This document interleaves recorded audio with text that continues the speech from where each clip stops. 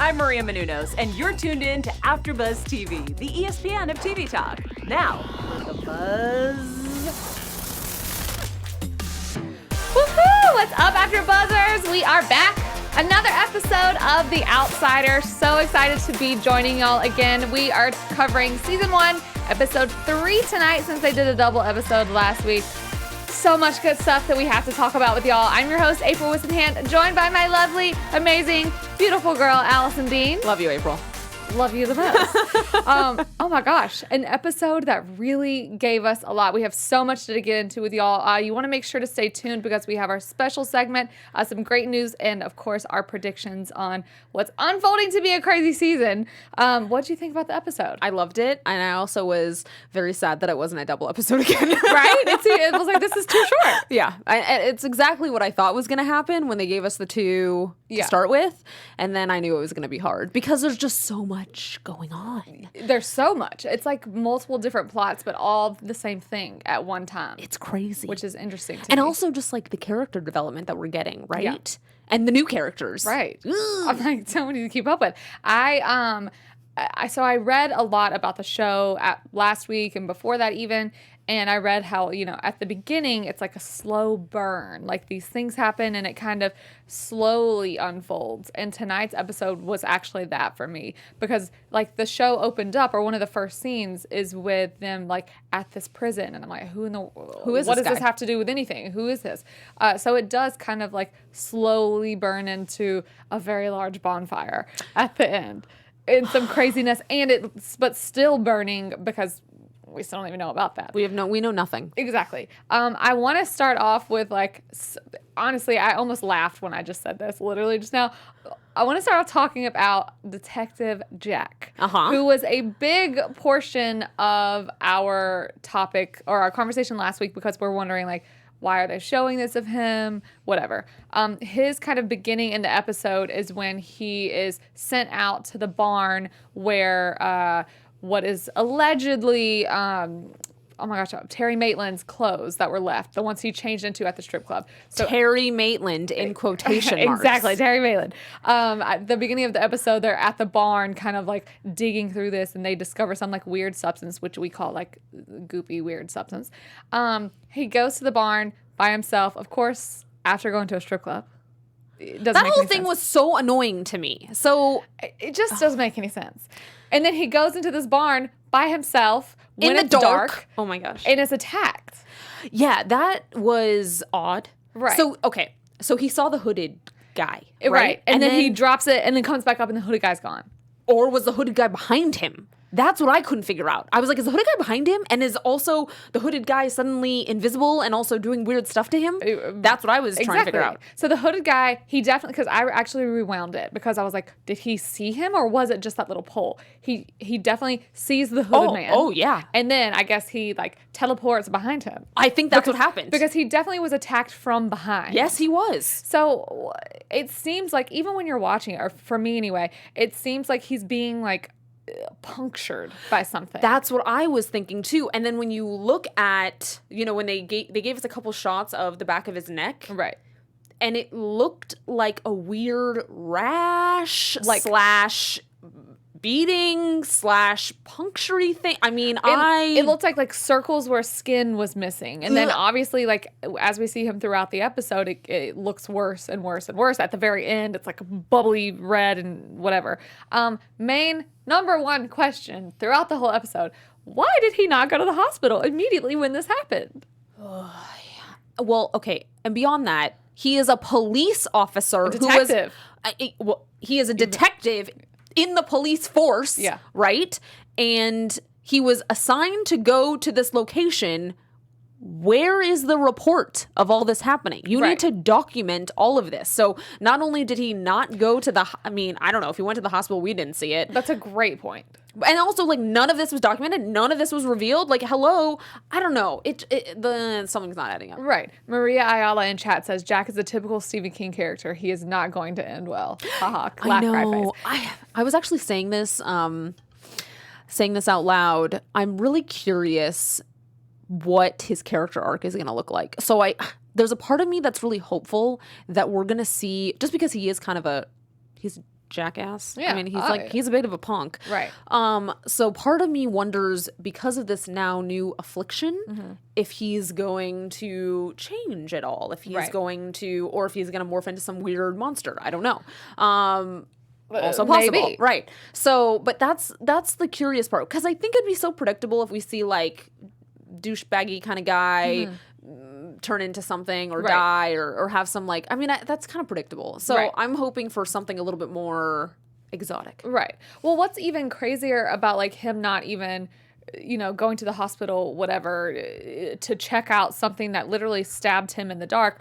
Obviously, of course, he's there literally for work. Yeah. But something that was weird to me is that when he goes to the strip club, I think when he's back like the second time, the owner, or who I imagine to be the owner, is manager, like sitting there in the corner, like staring at him in some way as if he's connected. So that's kind of a side thought. But my main thought after all of this is like, is this like a new cycle? Did this happen to Terry? That's what I was now also it's wondering. happening to Jack. Well, because here's the thing. Remember when the daughter said that Terry was cut? Right.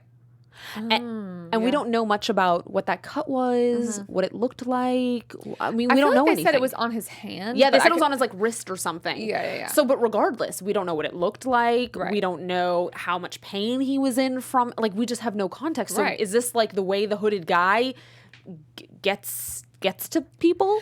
And even when, not to skip ahead a bit, but we know that Jessa Maitland, which is Terry's youngest daughter, is still seeing this man. Yep. And we get a lot more information, which we'll talk about. But basically, at this point, she describes seeing this man, and he looks different now. And he's muscly, and he has more muscles here and here than he used to. And she said one other thing that was a little different. Doesn't look like her dad anymore. It doesn't look like her dad at all. So guess what? Guess who doesn't look like her dad at all? Guess who has more muscles? Jack. So it seems like that's where they're going, but I also don't think it's going to be that easy whatsoever. Well, okay, and here's my other thing about him not going to the hospital or not doing something. Yeah.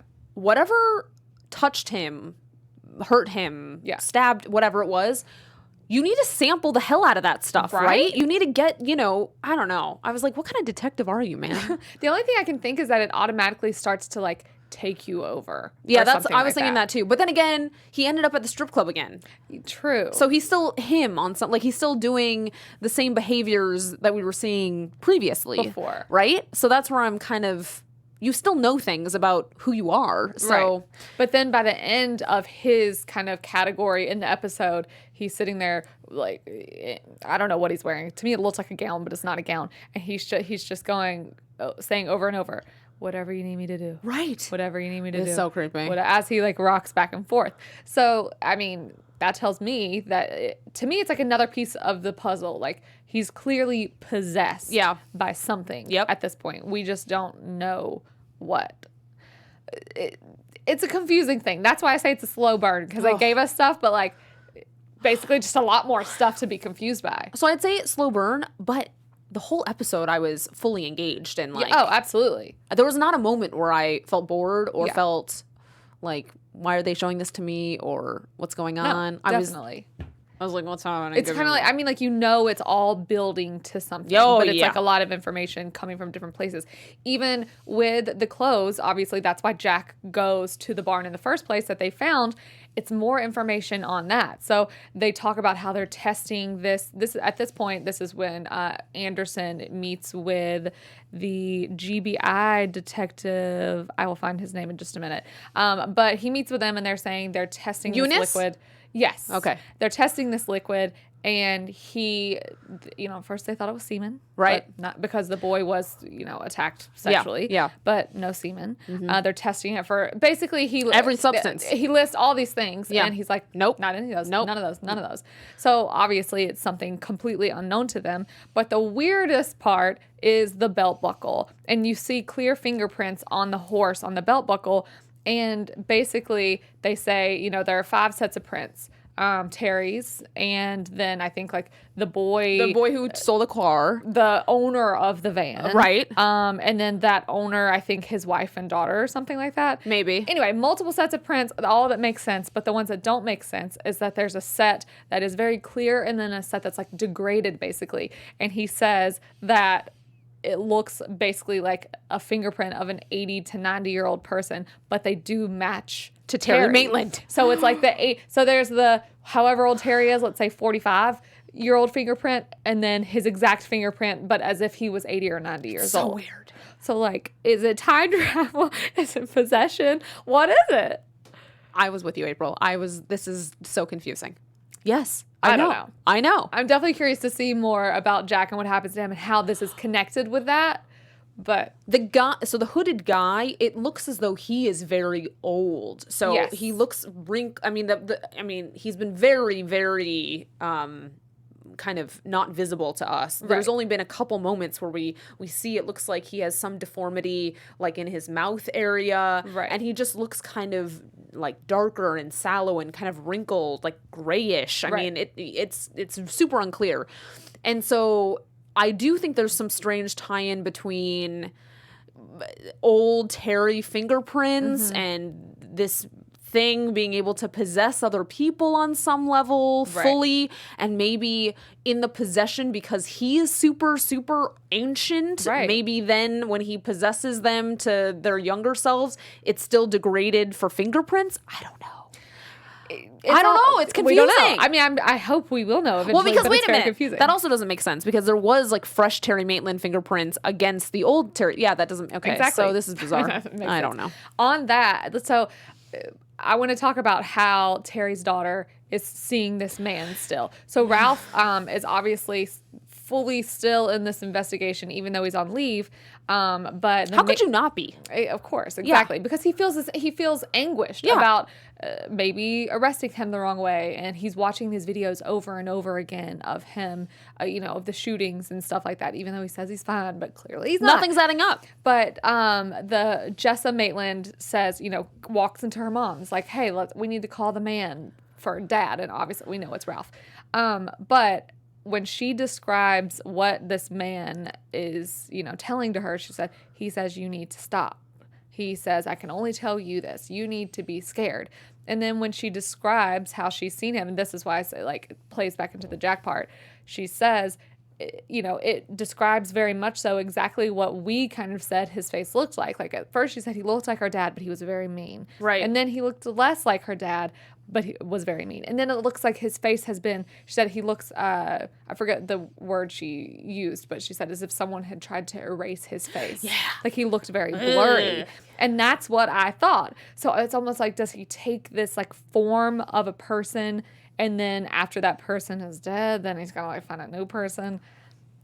I don't know. It's so weird. On that note, I do feel so bad for the kids because, like, dear God, I mean, poor thing is being tortured by this man, and he told her that he would never come back if she delivered this message to Ralph. Well, she did.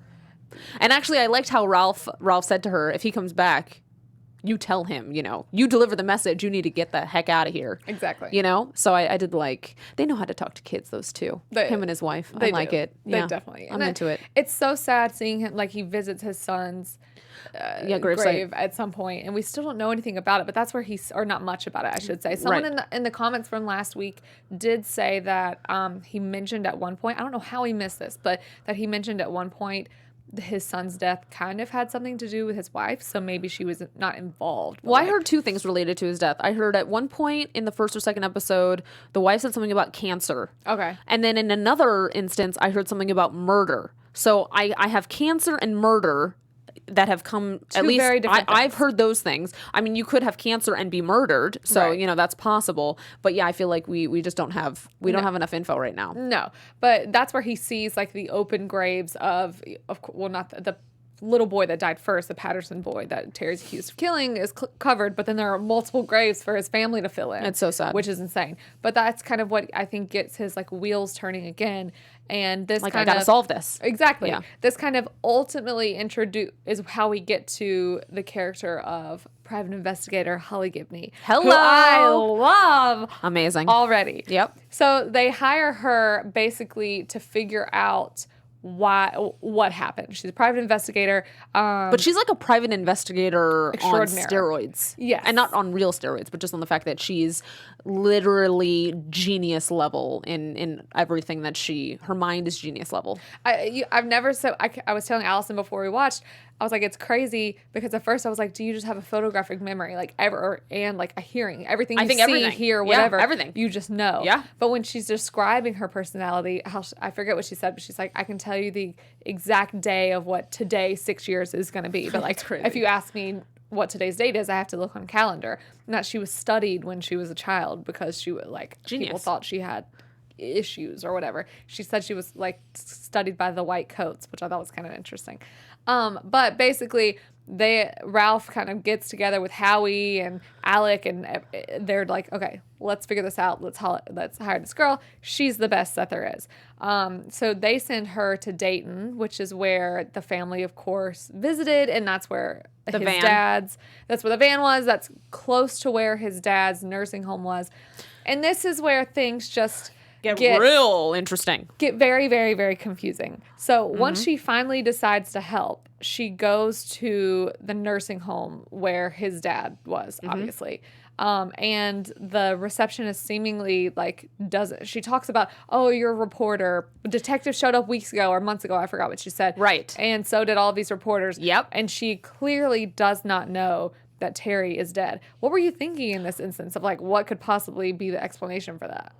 Okay, so on her not knowing about Terry being dead, I think Ralph kind of put that in the best light in the sense of it's a small town, and our town is not necessarily near there enough where perhaps you just wouldn't know that.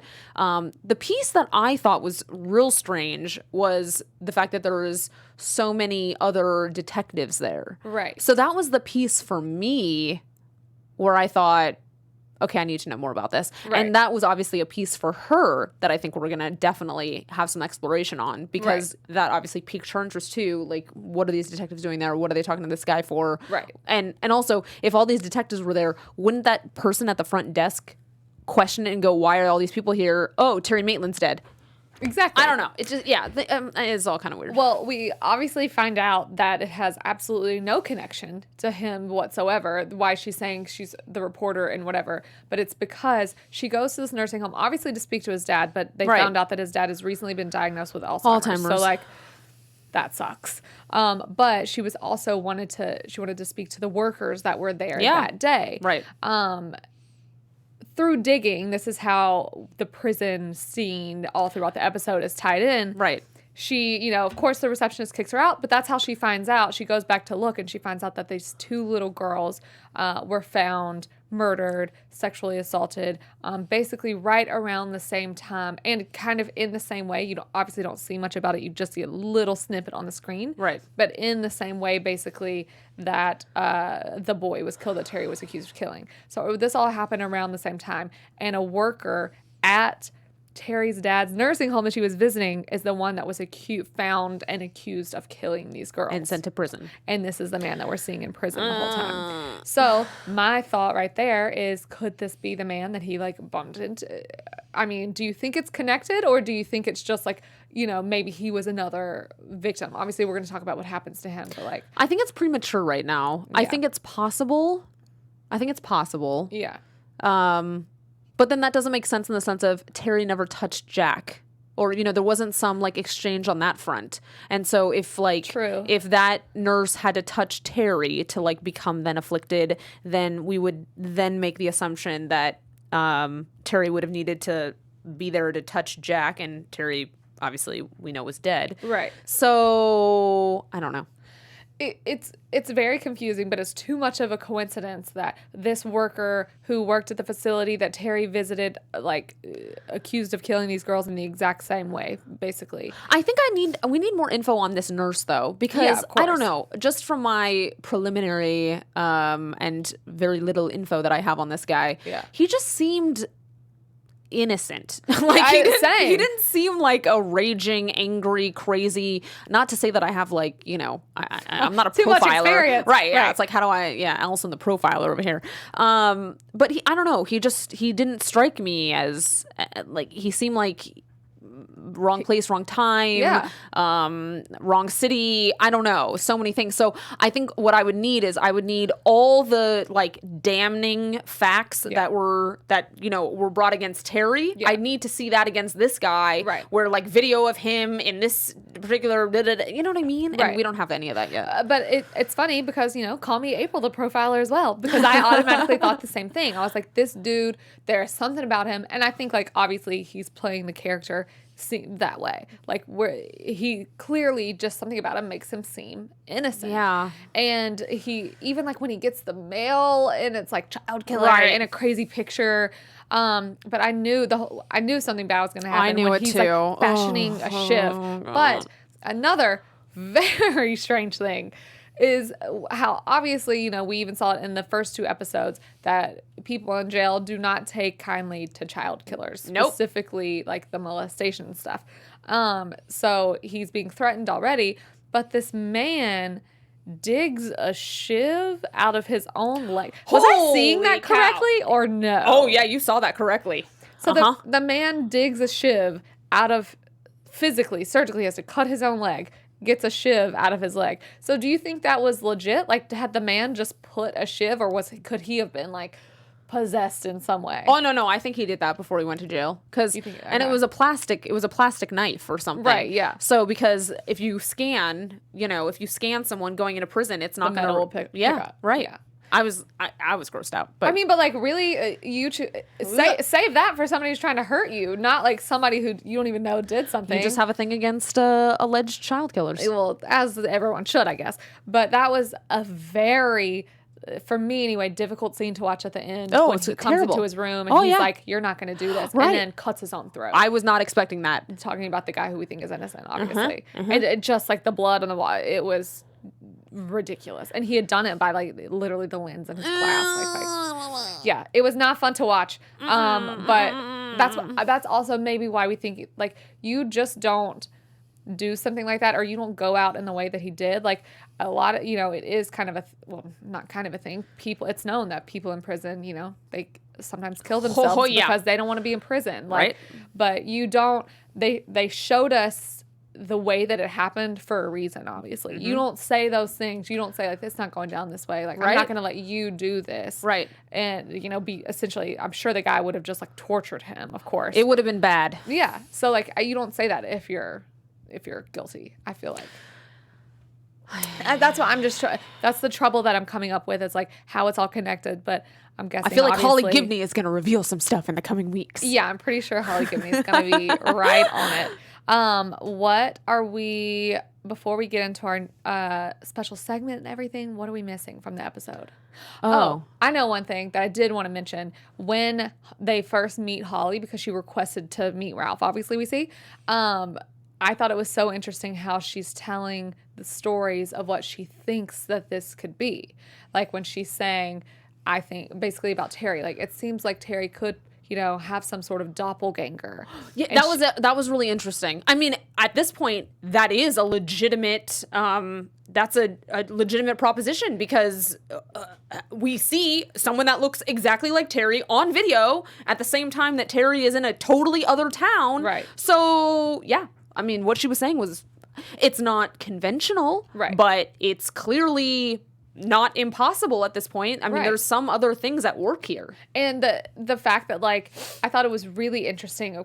Of course, she just knows this kind of crap. But she says, like, what this means. And that's where the name of the episode Dark Uncle comes from. Because I think, like, in Swiss, it means Dark Uncle, Doppelganger. But I liked how she knew all, like, she was listing off all the different words for Doppelganger in every language. Right.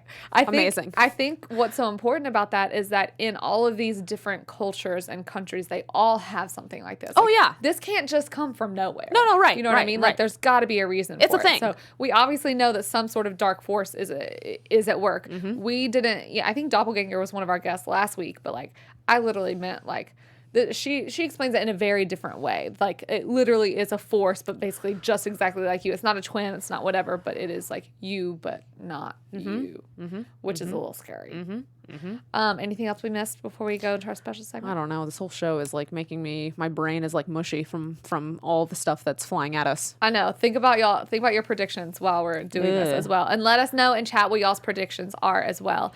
Allison's going to do our special segment for us. Yeah. Do I have like music for a special segment? Or are we just like, oh, good. We'll just do that. Oh, that's good. Oh, wow. Okay, so we did not do this last week, but our special segment we're calling Hindsight. And basically what we want to accomplish with this special segment is what in the episode is like the thing where you go, why did you do that? Right. You know? You would have done it different in hindsight. Did you do hindsight. that? Like, so for instance, last week, my hindsight was that they definitely should have taken Terry Maitland through like a back entrance. Why would they publicly parade him into the courthouse? Right. Given the fact that there were so many people in that crowd that knew, that were assuming he was guilty. I mean, it was just bad, right? Had they done that, hindsight, he would have been still alive and with us. Exactly. I mean, obviously the story is taking us in a certain direction, so say la vie. Yes. So this week, hindsight. Why did Jack go into the dark barn alone by himself with only a flashlight? I mean, clearly everything was cleaned up. There was nothing there for him to see at this point. Literally. What else is he going to discover? That all the cops who have like scraped the whole place with like full lights on, all the different gear. I don't know. That whole thing was just, I was thinking, oh my God, ridiculous. hindsight. Don't do that. The point of him going was so that he could basically like be the face for their department. Yeah, way late. No. But he stopped by a strip club and did all this other stuff. So, like, no, you also, like, with the good sense that a detective should have, he should have known you don't go in there. No. But guess what? Now he has some weird crap on his neck, and if he had hindsight, he probably wouldn't have gone in. Oh, yeah. So that's that. Love it. Yeah. And then we have a little bit of news. Yeah, we got some news for y'all as well. AfterBuzz TV News. Yeah. So our girl, Holly Gibney, Cynthia Erivo, she graced us with her beautiful presence at the SAG Awards last night. Looking fabulous. Looking so... oh, my gosh. I just love it. And actually, I loved it even more. Okay, call me kind of lame-os or something. I didn't really know she was British. I said I didn't either. So, but that's what happens when an actor and actress is so good. She like, is you have so no good. idea. She is so good. Anyway, so she was one of the people that was part of the open for the SAG. So the SAG Awards, they usually call out some actors at the very beginning. Christina Applegate was included this year. Cynthia Erivo was included this year. And Eugene Levy was also included to sort of, say why they're an actor. So, they say, Cynthia Erivo and I'm an actor. She's on all the best dress lists. But she looked fabulous and I loved seeing her. And I thought, oh my gosh, she's on my new show. Yes. So it was great to see her. And we're excited to see how her character unfolds for us. Loving her already, for sure. Okay, let's do some predictions. Oh, gosh. Your AfterBuzz TV prediction. Yeah, how do I predict this? Okay, so the whole Jack thing, I'm really hoping that someone sees this neck thing. I'm hoping that Ralph does. Someone. Like, I'm someone in the police office. Right. The station. Whatever, yeah. Wow, I'm like, my lingo is so lackluster. Yeah, and just, let's talk about this. Right, exactly. What the heck happened? He has not reported this to anybody. So I'm hoping that happens, and then that kind of causes some kind of a domino effect for us to identify more things. Yeah. I don't know. And then I'm also really excited to see what Holly uncovers, because I think that that's going to be another major domino effect. I think she's going to really. And then I'm just wondering if that is going to start happening to Ralph. Well, it seems like it according to what the little girl said. I know. Which is one of my predictions. I think that the hooded figure, whatever man, is still gonna visit the kid, because we talked about it a little last week. A lot of times kids are the people that can see those figures in movies and in stories, and even stuff that you like listen to and, you know, read in real life. Right. They say it's like a child thing because their brain like can believe that. So I don't think he's gonna I don't think it's gonna change. I think he will still visit the girl, because they have to keep these characters, the Maitland family, they're in every episode according to IMDb, so they have to stay relevant somehow. So I think that could be how they do. I also think that the man in prison that just killed himself, once Holly discovers this, and once we kind of, maybe, I guess they're not going to do an autopsy. He's in prison. He's slow. I don't know. But I'm like, I feel like if they could do tests on him, maybe they could figure out something in the blood or what. I don't know. Oh, Because I'm like, maybe he was in the exact position that Terry Maitland was in. Maybe it was like it just happened to him first. Right. And I don't know. Okay, and then the other part that I'm wondering is if Jessa keeps seeing hooded man. Yeah. My thought is, if she's seeing Jack, or if she's seeing Jack's doppelganger or something, I'm wondering if just her being with her mom out and about in town, and then sees him somehow and goes, "Mom, that's the man who's been visiting me," or something. Ooh, yeah. To kind of connect those dots. Then obviously she'll call Ralph and be like, "My daughter just said this guy's." So maybe that's gonna happen. Dang, that was a good one. Really? Yeah. Okay. All right. I like it a lot. Okay. Well, that is our predictions and our show for the night. So much. Oh wait, tell everyone about our talk time. Absolutely. So we the show obviously airs on Sundays, but we are now going to be covering it on Monday nights. Tonight was a special night, but we are going to be hitting y'all live at 10 p.m. Pacific Standard Time. Starting out every Monday, that's when we'll be covering the show. But we'll make sure, of course, to tweet out links, put it on our Instagram, and all kind of stuff. So make sure you're following us in order to get those. So Monday nights at 10 p.m. Lots to happen. Lots to come. happen. Yeah. Thank y'all so much for joining us, everyone in chat. Shout out to y'all, obviously, Ryan B.